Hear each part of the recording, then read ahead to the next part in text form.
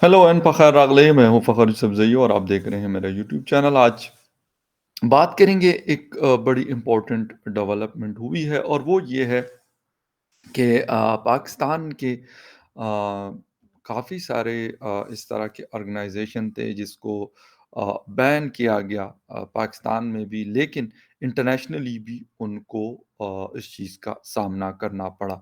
और जो नई डेवलपमेंट है वो है जी अब्दुर्रहमान मक्की। ये डिप्टी अमीर थे जमात अद-दावा के। हाफ़िज़ सईद यकीनन सब लोग जानते हैं उनको। और वो इस ऑर्गेनाइज़ेशन को चलाने वाले थे, इस तंज़ीम को चलाने वाले थे। और बेसिकली थोड़ा-सा मैं आपको बताना चाहता हूँ कि अब्दुर्रहमान मक्की थे कौन? उसके हवाले से तो बात करेंगे कि कितनी बड़ी डेवलपमेंट है। और दूसरा ये है कि चीन ने इस दफ़ा साथ क्यों नहीं दिया और पहले क्यों साथ देता था, इसके ऊपर भी बात करेंगे। लेकिन अब्दुर्रहमान मक्की का थोड़ा-सा मैं बैकग्राउंड देख रहा था और बड़ा इम्पोर्टेंट एक 2 चीज़ें थी जिसको आपके साथ शेयर करना चाहता हूँ। उस तफ़सील में जाने से पहले आपसे रिक्वेस्ट है कि जिन-जिन लोगों ने मेरे चैनल को सब्सक्राइब नहीं किया, प्लीज़ चैनल को सब्सक्राइब करना, बेल और लाइक का बटन दबाना ना भूलें।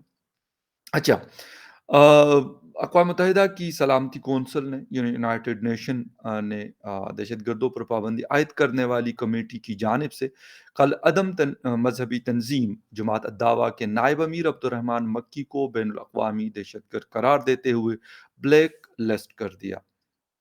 अच्छा जी।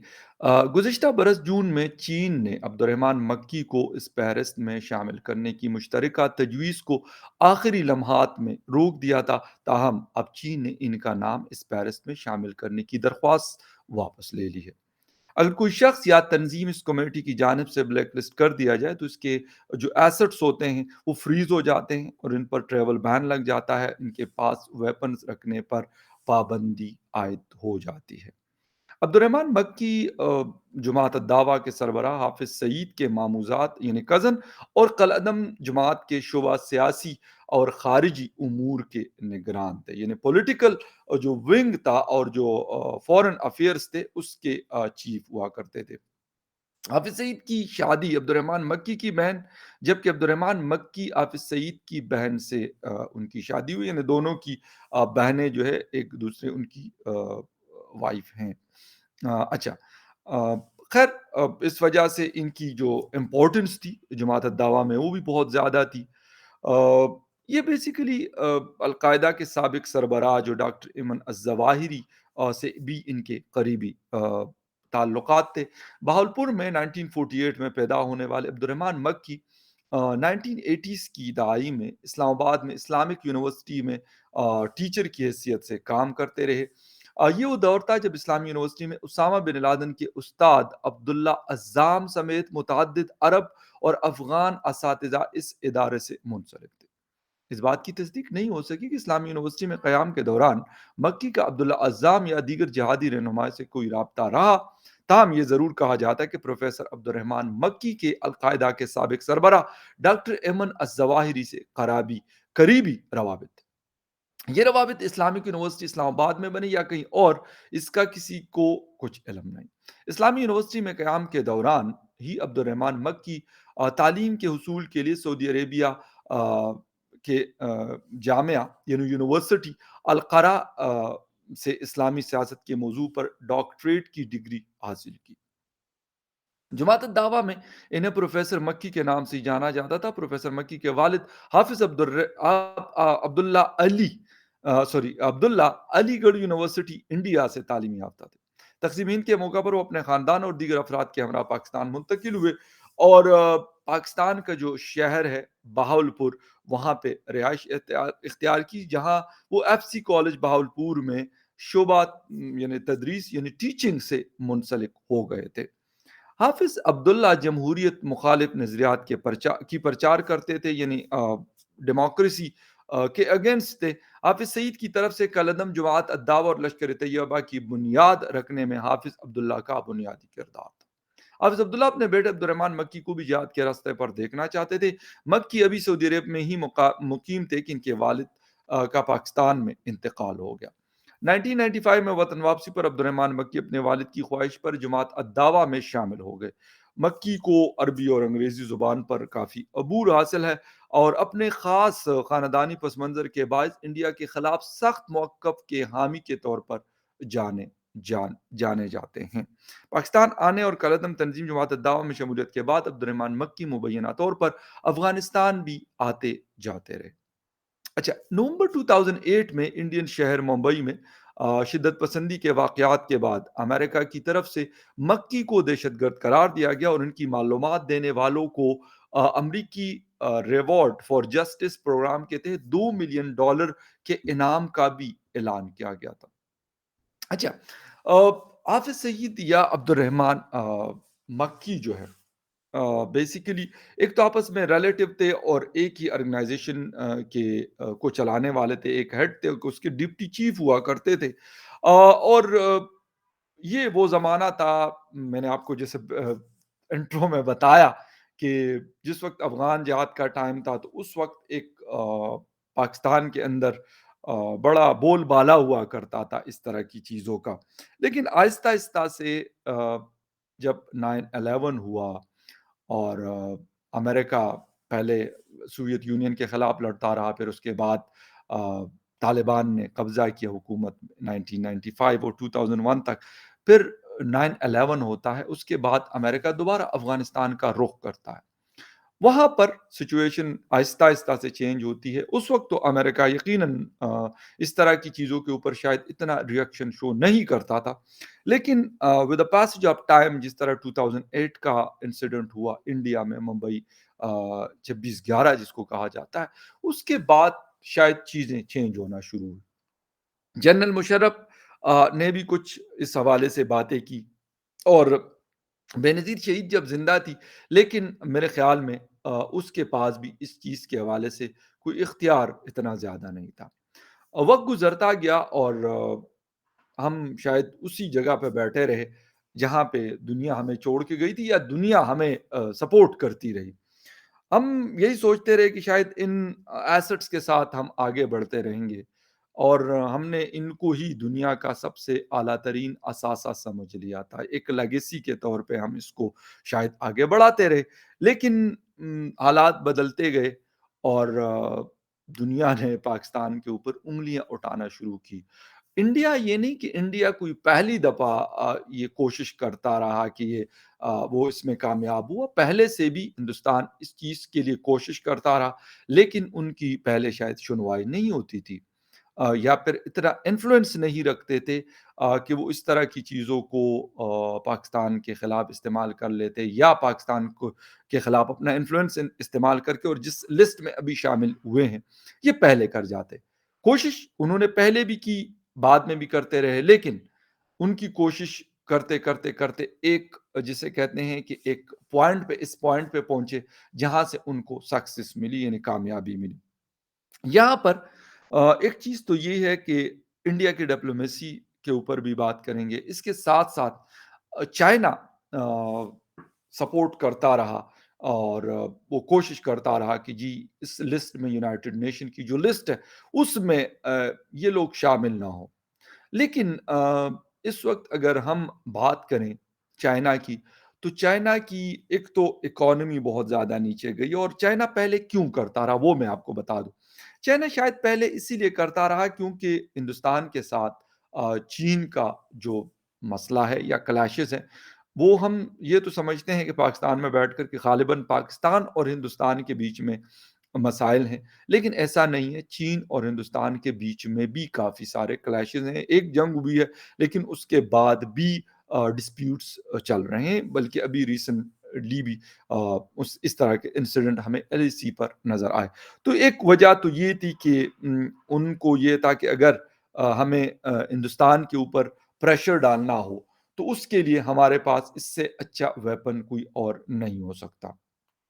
ایک چیز تو یہ تھی کہ کشمیر کے ذریعے ان کو پریشرائز کیا جائے اور ان کو ڈومینیٹ کیا جائے، اور یہ کوشش شاید کسی حد تک کامیاب رہی، بٹ جس وقت چین ڈاؤن ہوا، امریکہ تو خیر مضبوط ہی رہا، لیکن अमेरिका का पहले हाथ नहीं पड़ रहा था। लेकिन जैसे वक़्त गुज़रता गया, हिंदुस्तान भी ऊपर आता गया और हिंदुस्तान और अमेरिका के बीच में भी ताल्लुकात जो है, वो उनकी क़ुर्बतें भी बढ़ती गई और फिर इतनी बढ़ गई और उसके साथ-साथ चीन इतना कमज़ोर हुआ, हिंदुस्तान इतना ऊपर आया और इसके साथ-साथ अमेरिका ने भी देखा कि शायद अब पाकिस्तान से हमें इतना सरोकार भी नहीं है, इतना कोई काम भी नहीं है, तो अब हाथ ज़्यादा ईज़िली पड़ सकता है।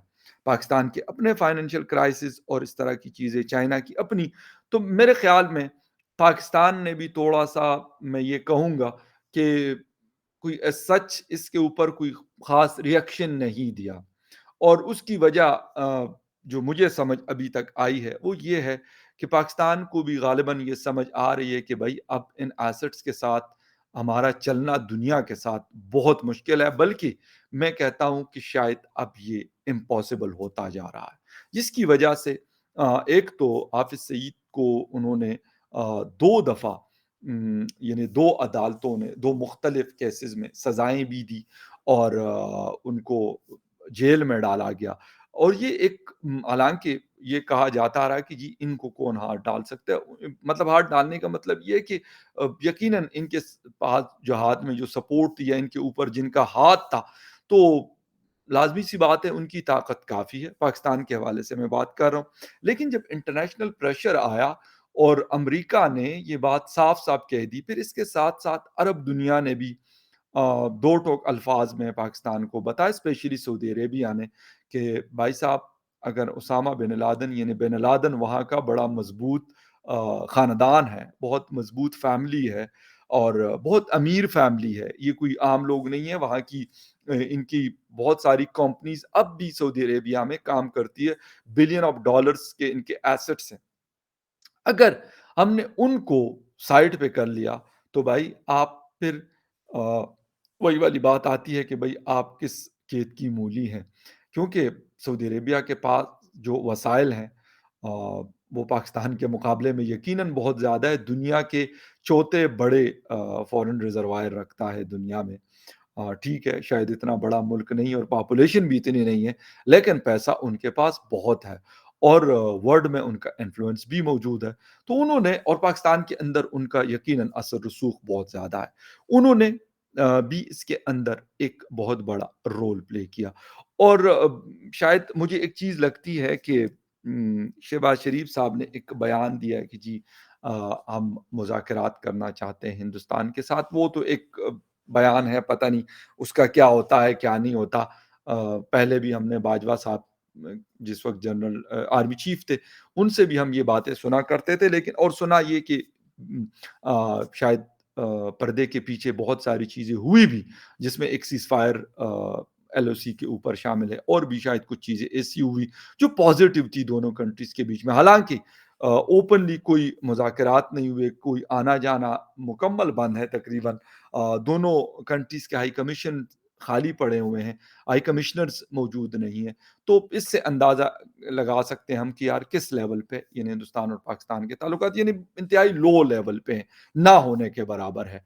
थोड़ी बहुत जो मतलब छोटे स्केल पे हम कह सकते हैं कि किसी हद तक उनका स्टाफ भी यहाँ पे मौजूद है। हमारा भी हाई कमीशन में स्टाफ मौजूद है, लेकिन बाकायदा हाई कमिश्नर्स दोनों कंट्रीज़ ने नहीं रखे। बाकी जो स्टाफ मेंबर्स हैं, चार्ज अफेयर वगैरह, वो मौजूद होते हैं एम्बेसी के अंदर, हाई कमीशन के अंदर। एक तो ये हुआ। सेकेंडली फिर अगर हम बात कर लेते हैं कि इंडिया ने अपना इन्फ्लुएंस भी यूज़ किया और इससे एक चीज़ साबित होती है कि अगर आप कोशिश करते हैं और एक राइट डायरेक्शन में आप जाते हैं तो आपकी वो बात कहीं न कहीं हो सकता है टाइम आपको बहुत ज़्यादा लगे। ग़ालिबन इंडिया को भी इस इन चीज़ों के पीछे ना करते भी 20 से 25 साल लगे हैं। लेकिन आज यकीनन दुनिया में जहाँ पे भी उनके फॉरेन मिनिस्टर, उनके प्राइम मिनिस्टर, उनके डिफेंस मिनिस्टर या बाकी उनके लोग जो हुकूमत से वाबस्ता हैं, अगर वो कोई बात करते हैं, तो यकीनन उनको बड़ा सीरियस लिया जाता है, लोग सुनते हैं और मतलब इस उस चीज़ को इम्पोर्टेंस देते हैं।